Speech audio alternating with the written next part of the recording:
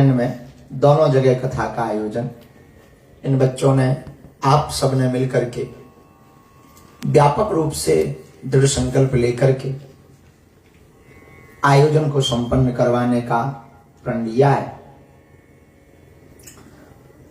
हमारे बड़े ही प्रिय रितेश डॉन बहन, उनकी पूरी टीम, खन्ना परिवार बड़ा धन्यभागी है।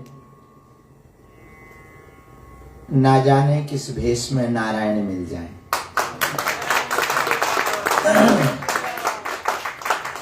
विदेशों में तो घरों में बुलाना पड़ता है तो लोग आते हैं, आ जाएं तो वो भी उपकार होता है। पर इन लोगों के भाग्य ये है कि बिना बुलाए आ रहे हैं।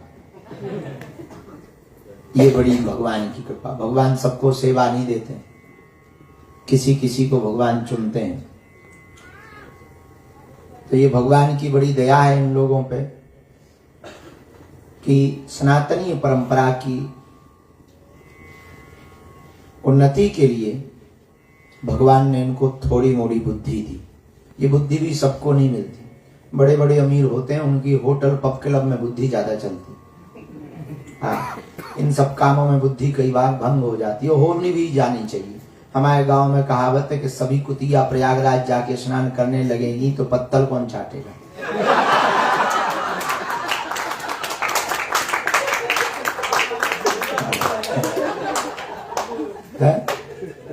वो भी जरूरी है।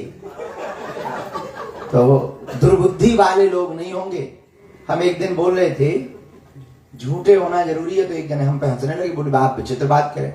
हम कहा झूठे नहीं होंगे तो सत्य के सौदागर खत्म हो जाएंगे। सत्य के सौदागर ही इसीलिए हैं क्योंकि झूठे। भाई प्रकाश की महत्वता क्यों है? अंधेरा है, अब अंधेरा खत्म हो जाए तो कौन सूर्य भगवान को जल चढ़ाएगा? बोले भाड़ में गए, ये तो बने ही रहते हैं 24 घंटा। हवा देखो कितनी कीमती, पर हम लोग कभी हवा को धन्यवाद नहीं देते।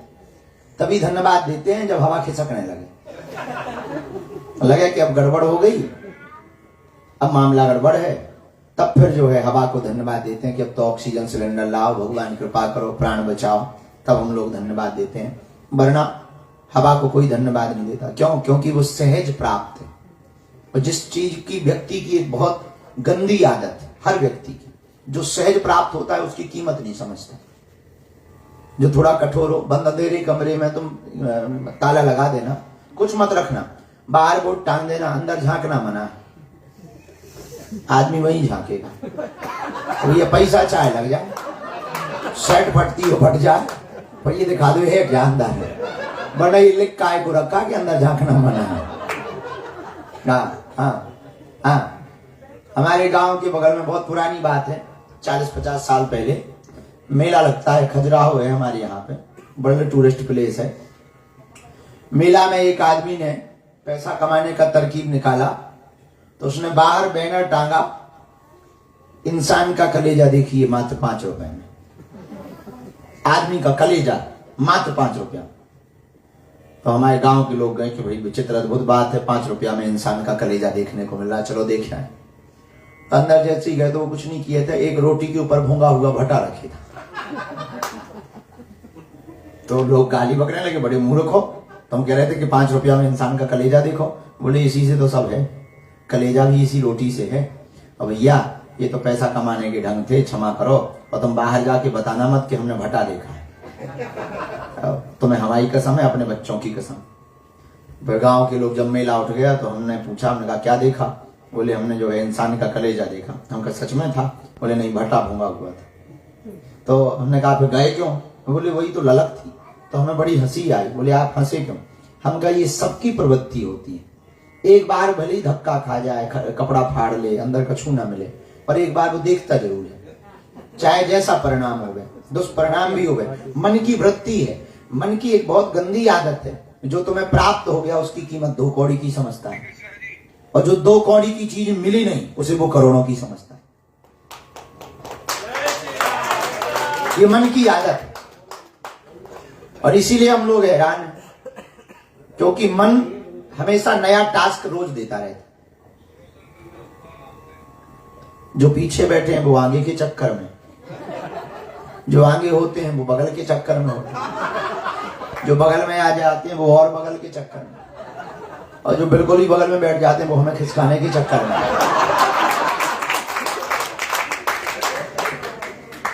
स्वभाव है ये मन का, चाहे कितना भी कंट्रोल कर लो, ये मन का बहुत पुराना है। अब आप पीछे बैठे, कुछ देर में आप प्रणाम करोगे, फिर कहोगे आज्ञा होगा अगर आपकी तो फोटो खींच लो, तो हम कह देंगे आज्ञा है, आज्ञा है, फोटो खींच लो।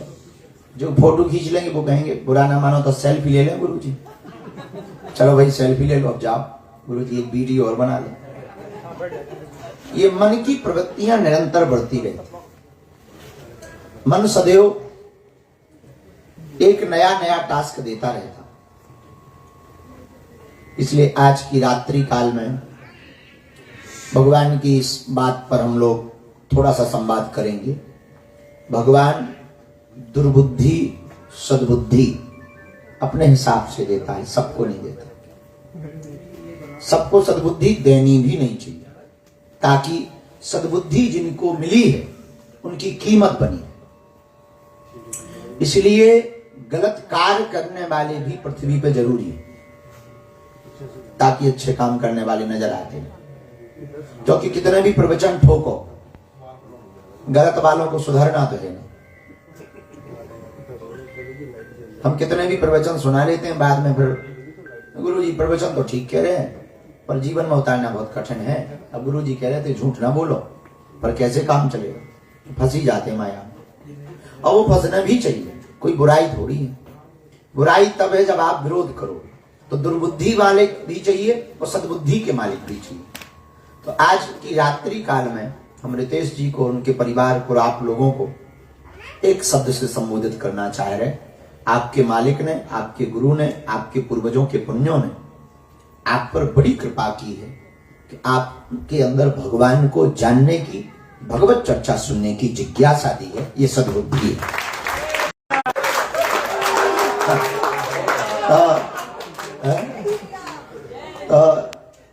पर भगवान की बड़ी कृपा है जो तुम टंगे हो यहां। तो आपको भगवान ने विशेष अनुकंपा की है, विशेष सद्बुद्धि दी है कि आपको भगवान के बारे में जानने की जिज्ञासा। देखो रामायण में 2 चौपाइयां हैं। आहा, बिनु हरि कृपा मिलहि नहीं संता। पर गोस्वामी जी ने दूसरी जगह इसी का थोड़ा विरोध में लिखा, पुण्य पुंज बिनु मिलहि न संता। धन्य तुलसीदास जी एक जगह कह रहे हैं बिना भगवान की कृपा से संत नहीं मिलते, पर दूसरी जगह उल्टा बोल रहे हैं। सुनो, जब तक पुण्योदय नहीं होंगे तब तक संत नहीं मिलेंगे। एक जगह कह रहे जब तक भगवान की कृपा नहीं होगी तब तक संत नहीं मिलेंगे, तब दूसरी जगह कह रहे जब तक पुण्योदय नहीं होंगे तब तक संत नहीं मिलेंगे। तो किसी ने गोस्वामी जी से पूछा, तुलसीदास जी से, महाराज हमें संत मिल गए, अब हम निर्णय कैसे करें, पुण्योदय हुए हैं या भगवान की कृपा हुई है? तो बड़ी अच्छा जवाब गोस्वामी तुलसीदास जी ने दिया। बोले भैया तुम चलकर संत के पास जाओ तो समझना पुण्योदय हुए हैं, और संत चलकर तुम्हारे पास आए तो समझना भगवान की कृपा है। ये भगवान की कृपा। और ये सबको बुद्धि नहीं मिलती भैया। आप सबको जो सद्बुद्धि भगवान ने दी, अपनी परंपरा को मानने की, अपनी संस्कृति को जानने की, सनातनीय परंपरा को समझने की, या भगवान को जानने की, ये आप विशेष अनुकंपा मानो। वरना इसी समय पर, इसी टाइम पर पता नहीं आप क्या कर रहे हो, उपद्रव कर रहे होते, खटकरम कर रहे होते, इलू इलू कर रहे होते, पक्कलम में होते, न जाने क्या भगवान कैसी मति मार देते, कोई ठिकाना नहीं। हम एक जगह पढ़ रहे, हमसे किसी, उसने पूछा पत्रकार ने, महाराज कुमति और सुमति क्या है? तब हमें एक ही बात समझ आई, जो परमात्मा में पत्थर देखे वो है कुमति, और जो पत्थर में परमात्मा देखे वो है सुमति।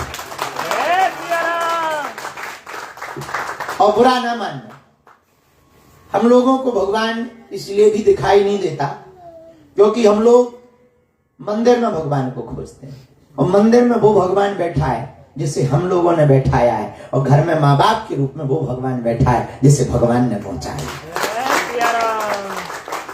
हम नर में नारायण को नहीं खोज पाते, इसलिए वो पत्थर में परमात्मा नहीं मिल पाते।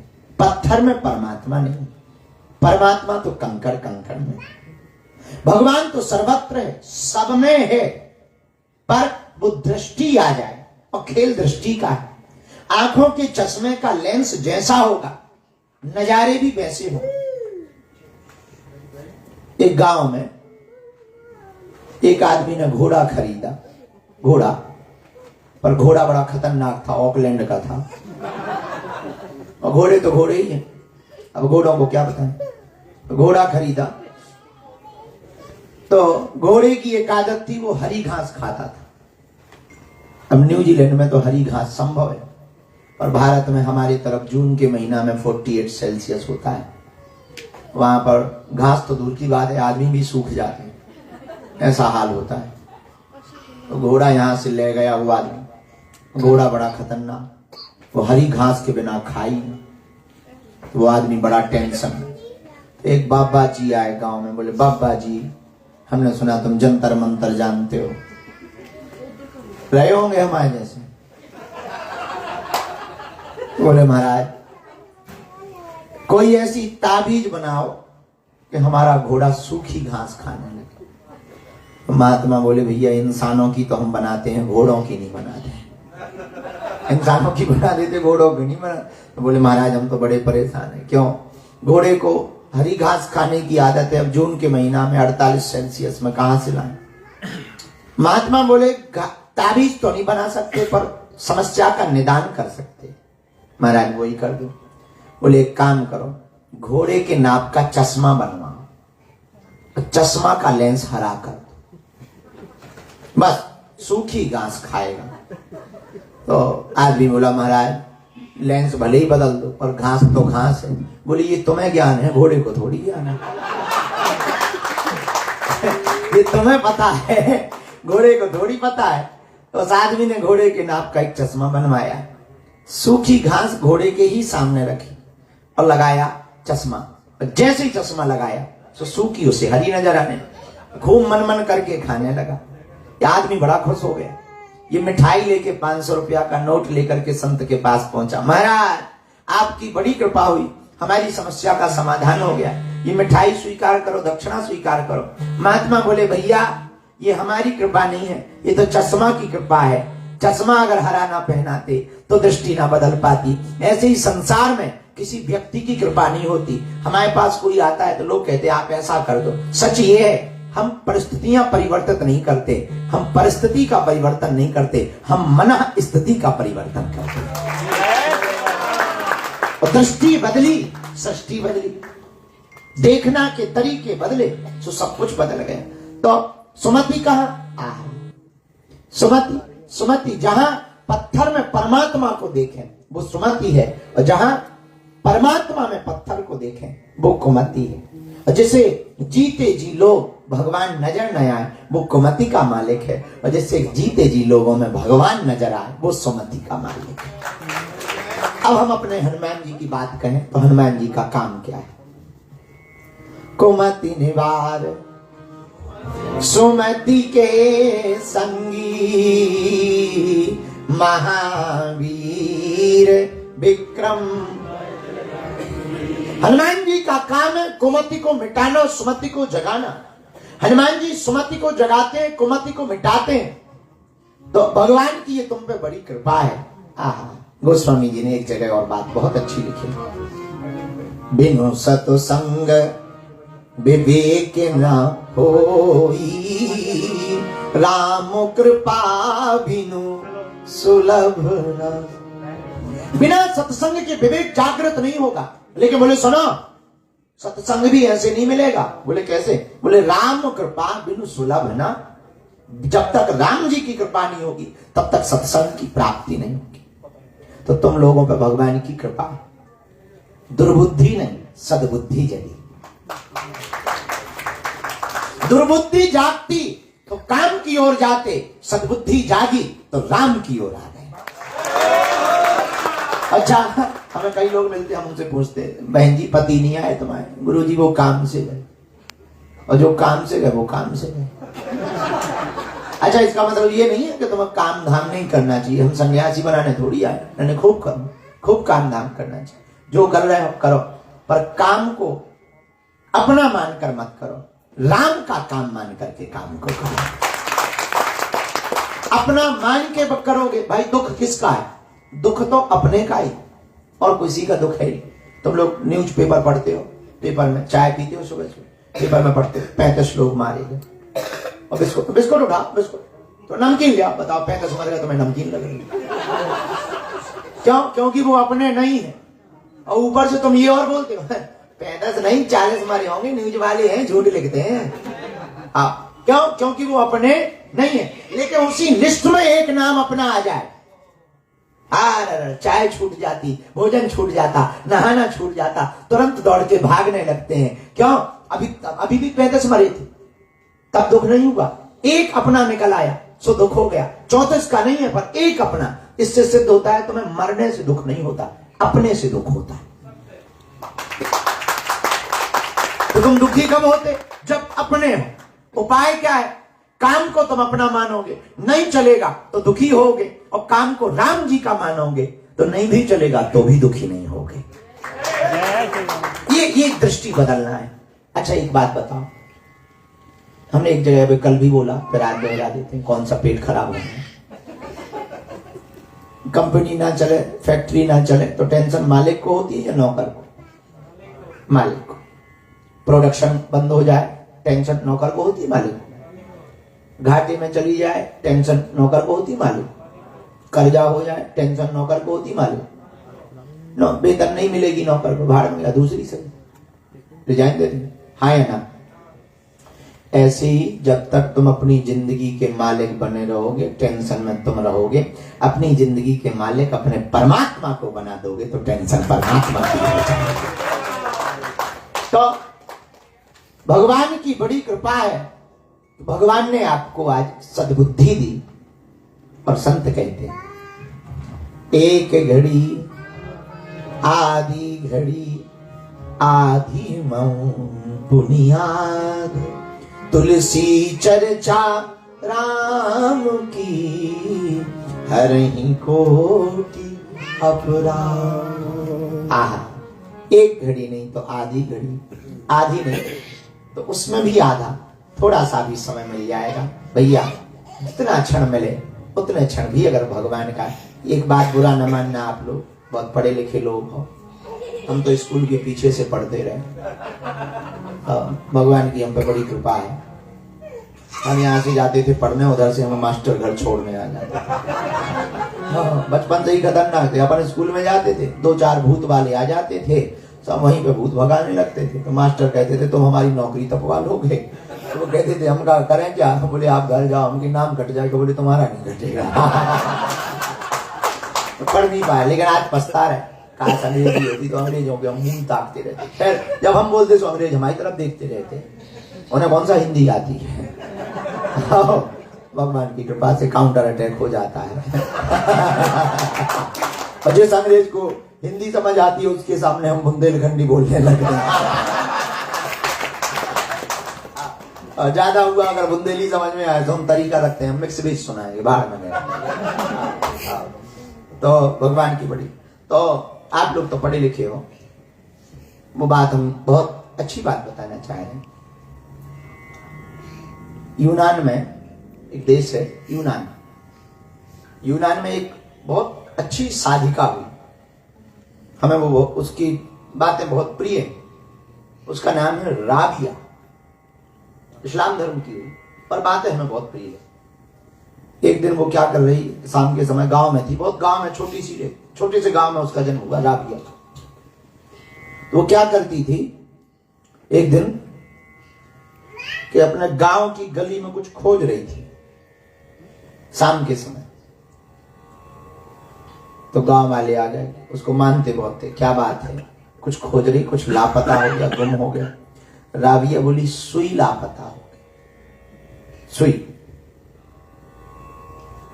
तो गांव वाले बोले कि चलो हम खोज मदद कर देते हैं। सब खोजते रहे, 2-3 घंटे, थक गए, नहीं मिली। तो फिर पूछा सुई आखिर अंदाजा है कहां गिरी, किस तरफ गिरी? सुई छोटी होती है हम मानते हैं, पर कोई अंदाजा तो होगा ताकि पूरे एरिया में खोजने की बजाय एक फिक्स एरिया में खोजें। तो उसने कहा भीतर गिरी। अब गांव वाले बड़े उल्टा सीधा बोलने लगे कि बड़ी मूर्ख है। पहले तो हमें ये शक था कि तुम पागल, आज कंफर्म हो गया। जब सुई अंदर गिरी तो तुम बाहर क्यों खोज रही हो? तो राबिया कहती यही तो हम तुम्हें समझाना चाहे। बोले क्यों? बोले तुम सुख बाहर खोज रहे हो, जब अंदर सुख है तो बाहर खोजने की क्या आवश्यकता है। ऐसे ही सुख है। हम लोग बाहर तो सिस्टम चेंज करते हैं, अंदर का ज्यों का त्यों रखते। अब विचार करो, बस की सीटें चेंज कर दी जाए, गिलास चेंज कर दिए जाए, क्लच ब्रेक चेंज कर दिया जाए, इंजन वही पुराना है, तो क्या चलने की गति में कोई फर्क पड़ेगा? आवाज में कोई फर्क पड़ेगा? नहीं। कितनी भी सीटें नहीं लगा दो, दरवाजे नहीं लगा दो, गिलास नहीं लगा दो, पर जब तक इंजन को चेक नहीं किया, ठीक नहीं किया जाएगा, या इंजन को बदला नहीं जाएगा, या सर्विसिंग नहीं की जाएगी, तब तक ना तो इंजन की आवाज ठीक होगी, ना एवरेज ठीक होगा। और बाहर की सीटें कितनी भी खराब रहे, अंदर का इंजन बढ़िया रहे तो गाड़ी दौड़ती रहेगी, रुकेगी नहीं। ऐसी जिंदगी है। बाहर के सिस्टम कितने भी बना लो, पर अंदर का सिस्टम ठीक नहीं है, मन ठीक नहीं है, तो बाहर के सिस्टम किसी काम के नहीं। हम कहते 2 मकान नहीं 10 मकान। एक बात और कान खोल के सुन लो, तुम लोग तो पढ़े लिखे हो, अमीर हो। संपत्ति और संतति ये भगवान की कृपा नहीं है।